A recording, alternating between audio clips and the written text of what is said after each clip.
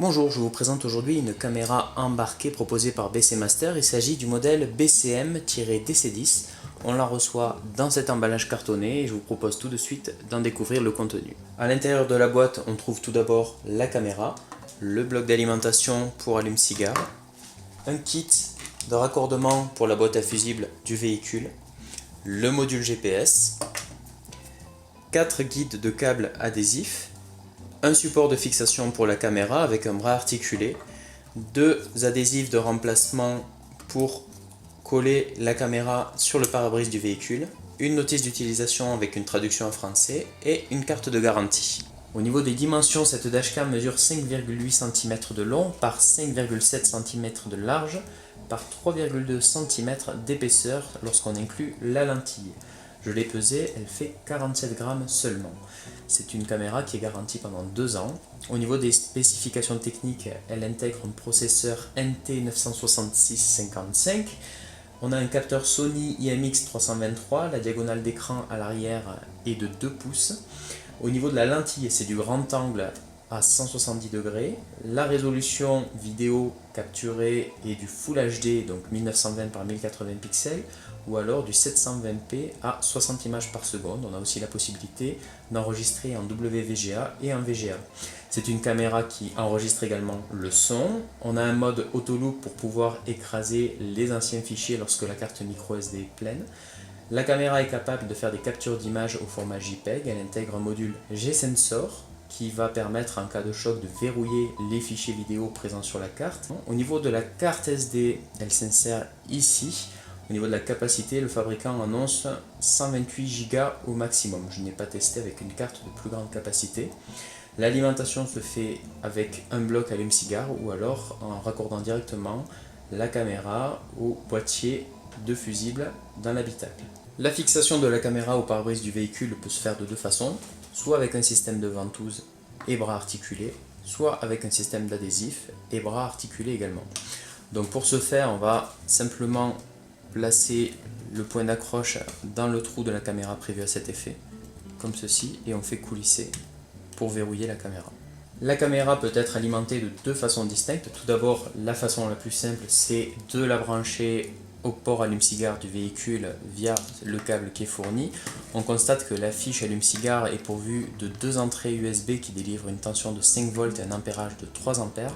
C'est pas mal car ça permet, tout en utilisant la caméra, de recharger des téléphones portables par exemple. On a une autre option qui est de se brancher directement à la boîte à fusibles. Alors c'est un petit peu plus compliqué puisque ça oblige à regarder la notice technique du véhicule, mais l'avantage c'est qu'on laisse le port allume-cigare libre. Le module GPS qui est fourni avec la dashcam va permettre d'enregistrer en temps réel la position GPS du véhicule afin de géolocalisation. Ce module est pourvu d'un adhésif double face pour être fixé au pare-brise du véhicule. Par défaut, les fichiers vidéo enregistrés par cette dashcam durent 10 minutes. Lorsque l'on insère la carte microSD dans la fente prévue à cet effet, l'enregistrement démarre automatiquement. Enfin, lorsqu'elle est connectée en USB à un PC, la dashcam se comporte comme un disque dur externe et on peut librement naviguer dans l'arborescence de la carte SD depuis son PC. Je vous propose maintenant de découvrir le rendu vidéo que l'on obtient avec cette dashcam. Voilà comment se présente l'interface de la caméra. Alors on a 4 boutons de navigation en dessous qui vont permettre de se déplacer dans les menus. Ce bouton là permet d'accéder aux paramètres de la dashcam et on va pouvoir se déplacer dans les sous-menus, choisir les résolutions d'enregistrement. On va pouvoir choisir d'afficher ou non la date, l'heure, etc. On va pouvoir activer ou non le son, Acoustic Record, choisir le taux d'exposition, la fréquence, choisir le G-Sensor, par défaut il est sur une faible sensibilité, le choix de la langue, etc. Et formater la carte si nécessaire. Voilà, après on a d'autres fonctionnalités dans le menu. L'écran de 2 pouces est largement suffisant pour voir si la caméra est bien positionnée et filme correctement la route devant soi.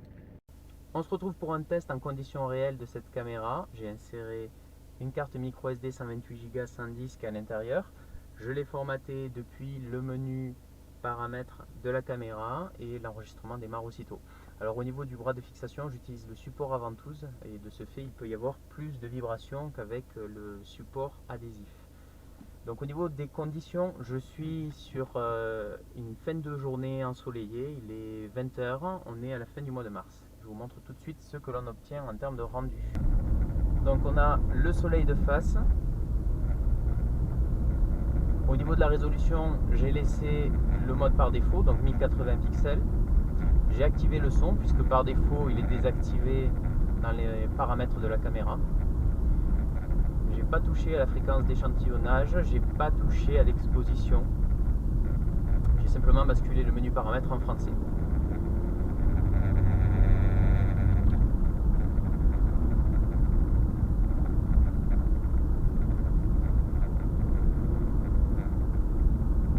Au niveau des vibrations, je rappelle que c'est lié au support de fixation puisque j'utilise le support à ventouse.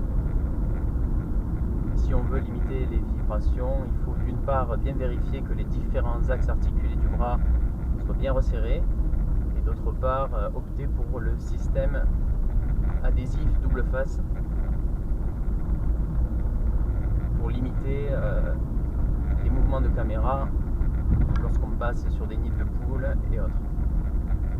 Voilà pour une petite présentation de ce que l'on obtient en termes de rendu vidéo avec cette caméra. J'espère que ça vous a intéressé. Je vous retrouve dans la dernière partie de la vidéo pour un petit tour des points positifs et négatifs de cette dashcam BC Master. A tout de suite. Au niveau des points positifs, cette caméra BC Master offre une très bonne qualité d'image lorsqu'on est en résolution Full HD. Je trouve que l'écran situé à l'arrière de la caméra est très pratique lorsque l'on veut configurer rapidement la caméra. J'apprécie qu'elle soit fournie avec deux sources d'alimentation, soit le port allume-cigare, soit le raccordement par la boîte à fusibles du véhicule. J'apprécie que l'interface logicielle soit en français, qu'elle soit fournie avec de nombreux accessoires et enfin que la notice soit traduite en français. Au niveau des points négatifs, je trouve que le son de cette caméra embarquée est un peu étouffé. La connectique mini USB située sur le dessus de la caméra est selon moi dépassée. En 2017, on est en droit d'attendre une connectique USB type C. Je regrette que cette caméra ne soit pas fournie avec une seconde caméra à placer à l'arrière du véhicule. Et enfin, j'ai pu relever quelques erreurs de traduction dans l'interface logicielle de la caméra. J'espère que cette présentation vous a intéressé. Je vous retrouve prochainement pour un autre test. À bientôt.